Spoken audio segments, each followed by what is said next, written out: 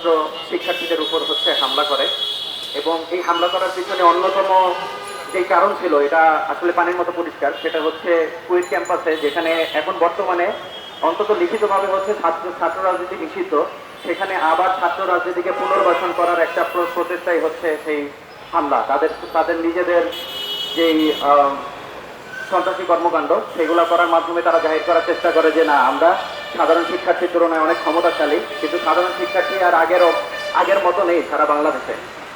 এই 5ই আগস্টের জুলাই গণ অভ্যুত্থানের পরে সাধারণ ছাত্রদের যে পরিমাণ ক্ষমতা, এটা বাংলাদেশের প্রত্যেকটা মানুষ, আশা করি আপনারা সবাই আমরা বুঝে গেছি যে আমরা সাধারণ শিক্ষার্থী যদি একসাথে একত্রিতভাবে কাজ করতে পারি, তাহলে আসলে বাংলাদেশের কোনো অপশক্তি আমাদের বিরুদ্ধে রুখে দাঁড়াতে পারবে না ইনশাআল্লাহ।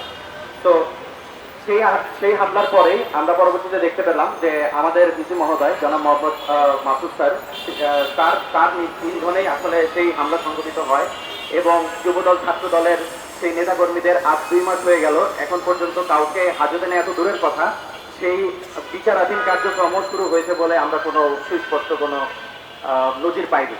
কিন্তু ইতিমধ্যেই ক্যাম্পাস খোলা হয়নি, অনির্দিষ্টকালের জন্য ক্যাম্পাস বন্ধ করে দিয়ে, যেখানে কিনা বাকি সকল ক্যাম্পাস ইতিমধ্যেই খুলে শিক্ষার্থীরা ক্লাস কার্যক্রম শুরু করে দিচ্ছে।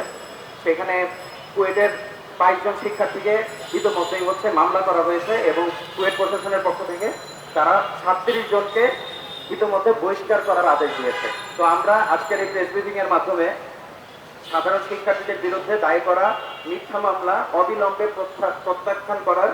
প্রত্যাহার করার দাবি জানাচ্ছি। নাম্বার 2, অবিলম্বে 36 জন শিক্ষার্থীর বহিষ্কার আদেশ প্রত্যাহার করতে হবে। এবং নাম্বার 3, শিক্ষার্থীদের ন্যায়সঙ্গত দাবির প্রতি সংহতি প্রকাশ করে শিক্ষক ছাত্র বন্ধন রক্ষার স্বার্থে বর্তমান ভিসির অবিলম্বে পদত্যাগ করতে হবে অথবা তাকে অপসারণ করতে হবে। এর কোনো বিকল্পই নেই। আমরা আবারও বলছি, এর কোনো ধরনের বিকল্প নেই। 2 মাস হয়ে